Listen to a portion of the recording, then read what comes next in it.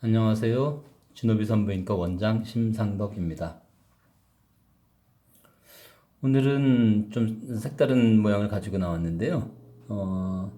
보시면 뭐 두 개, 하나는 분홍색, 하나는 빨간색이 귀엽게 생긴 모형이 있는데 제가 산부인과 의사라는 걸 감안하면 이게 뭔지 아마 짐작들 하실 겁니다.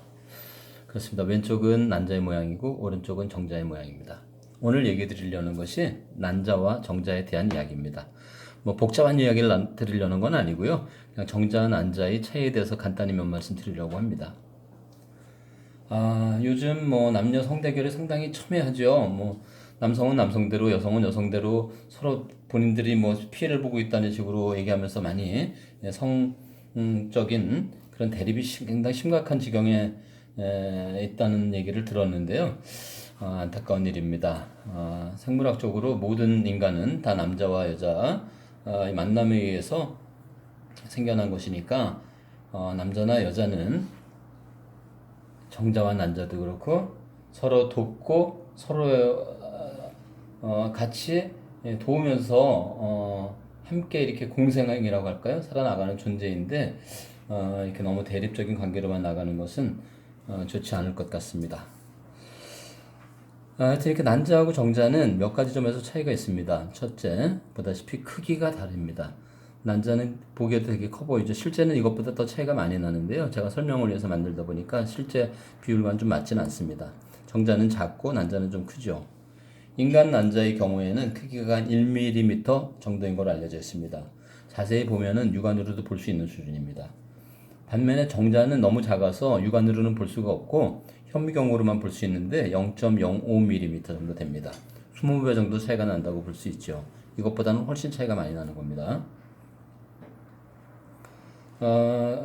크기 차이가 가장 큰 차이고요. 두 번째는 난자는 보다시피 그냥 동그란 모양으로 있고 뭐 무슨 이 꼬리 같이 생긴 게 없어요. 그러나 정자는 이렇게 꼬리 같은 게 달려 있죠. 그래서 난자는 운동성이 없고 정자는 운동성이 있습니다. 움직일 수가 있는 거죠. 정자 중에는 이렇게 꼬리가 하나만 있는 건 정자만 있는 건 아니고요. 꼬리가 두 개나 세 개 또는 아예 꼬리가 없거나 그런 기형 정자도 있습니다. 그런 기형 정자들은 수정 능력이 떨어져서 임신하기 어렵죠. 과거보다 점점 환경 오염이 심해지고 그래서 남성의 정자가 숫자도 줄고 운동성도 떨어지고 기형 정자의 개수도 많이 늘어나는 걸로 알려져 있어서 난임 부부들이 많이 늘어나는 걸로 알려져 있습니다. 세 번째 차이는 체내에서의 생존 기간이 다릅니다. 난자는 체내에서 한 하루 정도 생존 능력이 있고요. 정자는 한 3일간 정도 체내에서 살아있을 수 있는 능력을 가지고 있다고 합니다. 생존 기간이 이렇게 어느 정도 이렇게 여유가 있지 않으면 그 배란되는 순간, 그 순간에만 사정을 하지 않으면 임신하기 어렵겠죠. 그래서 임신율을 높이기 위해서 어느 정도 여유 있게 생존 능력이 있는 걸로 생각이 듭니다. 그 다음 차이는 뭐, 네 번째 차이 말할 것도 없이 난자는 여성의 몸에만 있고 정자는 남성의 몸에만 있다는 그런 차이가 있죠. 너무 당연한 건가요? 또 하나는 난자는 하나만 보통은 뭐 한 두 개나 세 개가 배란이 되는 경우도 있지만 매달 단 하나의 난자만 배란이 되는데 비해서 정자는 한 달에 한 번도 아니고 뭐 이틀이든 3일이든 뭐 젊을 때는 매일도 뭐 사정할 수 있잖아요. 한 번에 뭐 이렇게 수억 마리씩 굉장히 많은 숫자가 나온다는 점. 그것이 난자와 정자의 차이 중에 하나입니다. 참고로 난자 중에서 제일 큰 게 이제 난자가 하나의 세포인데 인간 난자는 1mm지만 타조알은 하나의 그 세포인 타조알 이게 엄청 크잖아요. 그래서 단일 세포로는 제일 크다고 알려져 있는 게 타조알입니다. 인간 난자는 거기에 비하면 굉장히 작은 크기인 거죠. 그래서 이렇게 정자하고 난자는 몇 가지 점에서 차이가 있는데 이쯤에서 하나 궁금하게 생각이 드는 것은 뭐 다른 분들은 궁금하지 않은데 저만 궁금한 건지 모르겠는데 왜 이렇게 난자는 크게 만들어져 있고 정자는 왜 이렇게 작게 만들어져 있을까?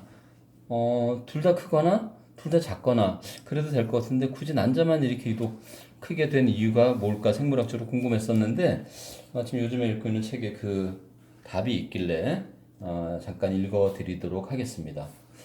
난자는 크게 만들어져 있고 정자는 작게 된 이유에 대해서 제가 인용할 책은 사라시나 이사오라고 하는 일본인 분이에요. 뭐 의학계 연구자라고 하는데 박사분이신가 봐요. 폭발적 진화라는 책에서 그 관련 내용이 있어서 읽어드리려고 합니다. 북 리뷰는 아니에요. 참고로 그냥 책에 있는 일부 내용, 지금 난자의 크기, 정자와 난자의 크기가 이렇게 된 것에 대해서 그 부분만 읽어드리려고 합니다. 그 책의 내용 일부 그냥 읽어드리도록 할게요. 제목은 그겁니다. 두 개의 생식세포를 만나게 할 최적의 방법. 생식세포라는 게 난자하고 정자죠. 동물은 다세포 생물이고 암컷과 수컷이 있어서 두 동물이 생식세포를 결합해 자손을 만든다. 여기서 동물은 큰 문제에 직면한다. 동물은 원래 바다에서 살았던 만큼 생식세포도 바닷속에서 방출했다. 그런데 자식을 만들려면 두 생식세포가 서로 만나야만 한다. 그렇다면 어떤 생식세포를 만들어야 할까?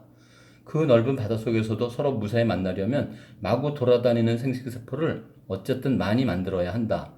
두 동물이 각각 수많은 생식세포를 방출해서 그것이 활발하게 돌아다니다 보면 어딘가에서 분명 만나게 될 것이다. 하지만 이 방법에는 치명적인 결함이 있었다. 생각해보면 두 생식세포가 만나 결합한 후에 얼마간은 음식물을 섭취할 수가 없다. 아직 입이 없기 때문이다. 그래도 제대로 해야 하기 때문에 어느 정도 성장할 때까지 영양분을 생식세포 자체가 미리 가지고 있어야만 한다. 그런데 생식세포를 많이 만들면 아무리 해도 하나하나의 생식세포는 작아질 수밖에 없다. 이래서는 충분한 영양분을 섭취할 수 없다. 그럼 수가 작아도 좋으니 큰 세포를 만들면 어떨까? 세포가 크면 영양분을 충분히 섭취할 수 있을 테니 생식세포끼리 만난 후에도 잘 성장하리라. 하지만 이건 이거대로 문제가 있었다. 이 생식세포는 수도 적은데 무겁기까지 해서 별로 움직일 수가 없었던 것이다. 이래서는 생식세포끼리 만날 기회가 거의 없다. 결국 가장 좋은 방법은 한쪽은 작고 잘 움직이는 생식세포를 많이 만들고 또 다른 한쪽은 별로 움직이지 않아도 되고 수가 적어도 되니 큰 생식세포를 만드는 것이었다. 책에 있는 내용 그대로 읽어드렸습니다. 그런 이유 때문에 난자는 움직이지 않아도 되고 대신 영양분을 많이 가진 큰 몸체를 가지게 된 거고요. 정자는 만남의 기회를 늘리기 위해서 운동성을 갖추기 위해서 꼬리가 달려있고 운동성을 높이기 위해서 크기도 작고 중요한 유전자 정보만 가지고 있는 거죠. 그렇게 해서 만나는 기회를 정자는 만날 찬스를 높이는 거고 난자는 만났을 때 키울 그 아기 수정란의 발육을 도울 영양 성분을 많이 가지고 있는 쪽으로 진화가 일어난 것이라고 합니다.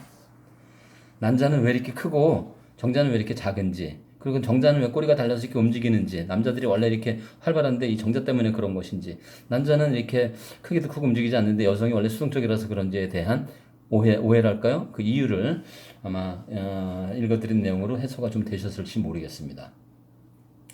정자와 난자는 참 신비로운 점이 많아요. 보면. 자, 오늘 정자와 난자에게 말씀드렸는데 재밌게 들으셨나 모르겠습니다. 다음에는 또 다른 주제로 재밌게 만날 수 있기를 기대해 보겠습니다. 시청해 주셔서 감사합니다.